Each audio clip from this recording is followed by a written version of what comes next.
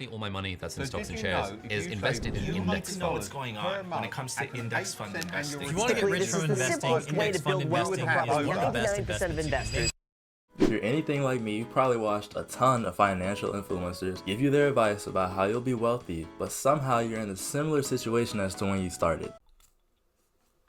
Well, it turns out that there's a reason for that. And even though I'm a financial influencer myself, I've pretty much stopped watching all financial influencers altogether. It seems kind of weird, so let me explain.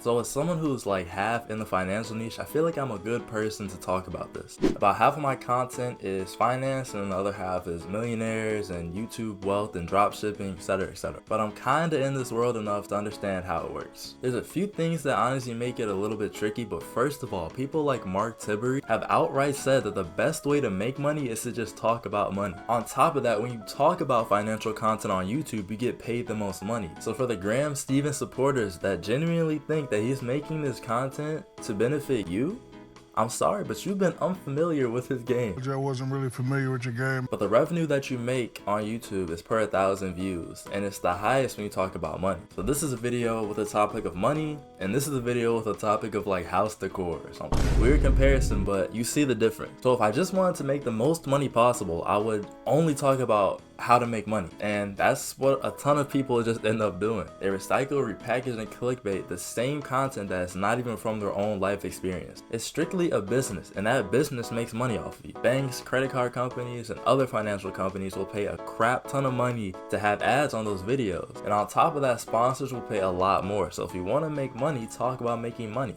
Just know that there may be a little conflict of interest there. So the first main reason that I stopped watching financial YouTubers is because of this do as I say, not as I do aspect of it. If you look at influencers like Mark Tibury, there's this idea that people talk about, the Roth IRA. Invest in the Roth IRA and by the time you're 65, you'll be a millionaire. And that is totally true, but most of the things that they recommend you to do, like investing in a Roth, is not actually how they made their real money. The school system didn't prepare you for the real world. wow. It's not actually what they do. Like, they built a business 5-10 years ago and they made it and scaled it $1 to $2 million a year. It would be absolutely impossible for them to be where they are now by doing the things that they're telling us to do, unless they're telling you to start a business. So for someone like Jordan Welch, I'll cut him slack for that. If you're just working a 9-to-5, living very frugally, and just investing in the stock market, you'll never have $10 million. See you, losers. You'll probably never have $5 million. You might have 1 or 2 mil once you retire if you work really hard and you don't spend a lot of your money. But if you're like me and you're into this be financially free, retire early movement, then those things are just not gonna work. That don't work. However, I do understand for most people this is good advice. I mean, you should definitely plan for retirement, but it's just interesting to me that the way that they make their money is not the way that they recommend for you to make your money. At least most of them don't. They talk about dividend stocks, they talk about investments, they talk about the Roth IRA, then they show you these huge charts where if you just invest X amount of dollars per week in 40 years, you're gonna be a millionaire. It's like, yeah, you're also not gonna be able to see your kids. It's like, yeah, you're also not gonna have any friends. It's like, yeah, you don't need to go on no vacation. Sit your ass back down in that cubicle for 40 years. Wow.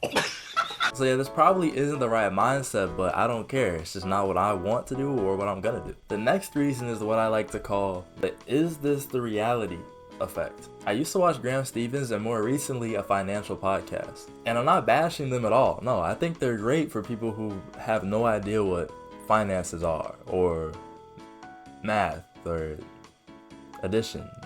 Maybe they're learning the very basics. And as somebody who's only read like one book on finances, I nerded out for a really long time just studying credited people's knowledge of finances. And because of that, these podcasts and videos have turned into like some kind of reality TV for me. I kid you not, they would be sitting at a table, they'd pick up the call, and they'd be like, so like, what's going on? Tell me your story. Oh, I'm 50 grand in debt working at McDonald's. I mean, what the hell are you gonna do with that? They'll be on there. So what's your plan? Why do you think they're calling you? They don't have a plan. They're $50,000 in debt and working at McDonald's. So I can see how that can help people, but for me, it personally just turned into trash. It was like a dumpster fire. I just couldn't look away. But I'm saying it's like reality TV. It's like a fake reality because there's no way people are going through that. And the first thing they decide to do is call someone on a podcast show. But they have to just keep one-upping themselves so they can get other viewers to come back and keep watching. Now the next video is a crazier person, and the one after that is a homeless person, and they just keep going further and further down to the point where it wasn't even helping me as a person. I wasn't growing from this. Yes, I was being entertained for sure, but I wasn't growing in my financial prowess at all. So after watching 1 or 2 videos of these influencers, you're gonna know exactly what they're saying and you're gonna catch on to this. And then there's the destruction section, of course, which all has to happen at a table with dramatic lighting. Hold on, this isn't very dramatic. That's better. In the last couple of years, people have had to start clickbaiting, and they are clickbaiting hard. And again, there's no hate to these people. They've made way more money than I have, so I really can't say anything. But I've just had to stop watching because I literally view this as news. I don't know what person is going on YouTube to watch financial news, but it's just crazier and crazier stuff. Baity and clickbait titles, money and charts in every single thumbnail, or just some evil person with red X's over their eyes. But it's every time that I get to that 10 to 12 minute mark in that video, nothing has happened, things aren't actually that bad, but it's just dramatic and overhyped, and I've gotten baited one too many times. So this is basically my retaliation. But I'm not gonna say too much more because a lot of people in this niche are tweakers. They're schizo. But pretty much there are some topics that I will, freak out about just because I know that negativity and fear sells, which is obvious when you look at the news in the pandemic and during the elections. There's never anything positive that's happening. And that's because they won't get views. It's all about the negative stuff. It's always whatever they are versus whatever we are. And I just don't want that in my head. But what's really annoying is that it works so well. If you look at a Mr. Beast video when he's smiling, it obviously still does good because it's Mr. Beast. But if he looks sad with dirt on his face, he's pushing 1 billion views.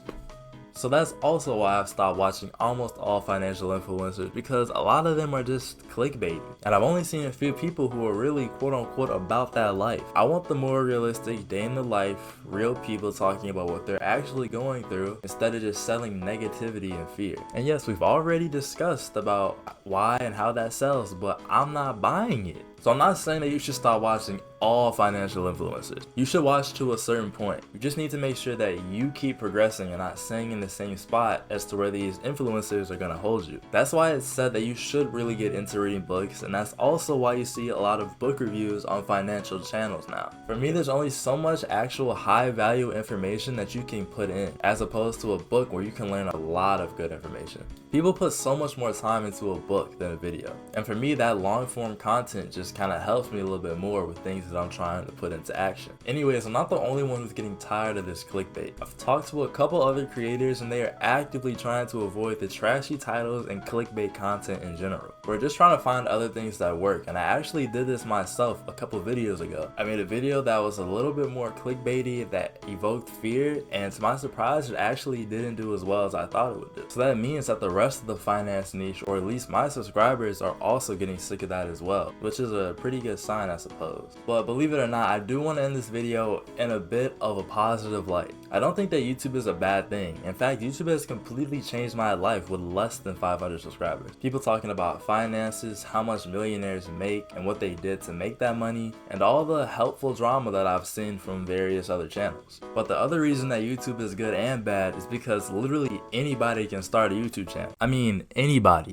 But the thing that just upsets me the most is that, especially with YouTubers like Joshua Mayo, you see all these passive income side hustle videos he makes, but he doesn't actually do any of those side hustles. They don't actually make you any money. I've tried a lot of them. As a matter of fact, most of them are actually banned in like any other country besides the United States. There are good-hearted finance YouTubers out there, and there are finance YouTubers who just want the money. The content about making $500 a day from a side hustle isn't going to give you any valuable knowledge. It's those videos that are 2 hours and 30 minutes long from real entrepreneurs who have done it and who are willing to give their advice to you, that is where you will learn something. I mean, I actually want to throw a rock at somebody when they be in my comments talking about you're just trying to sell me something. No, I'm not. I have a free Discord and the link's actually in the description. You want to join that? We could talk one-on-one if you want to do that. But yeah, those are the reasons why I've stopped watching financial influencers content on YouTube. If you like this video, subscribe and watch this video right here. It's very good. It's very good. I'll see you next week.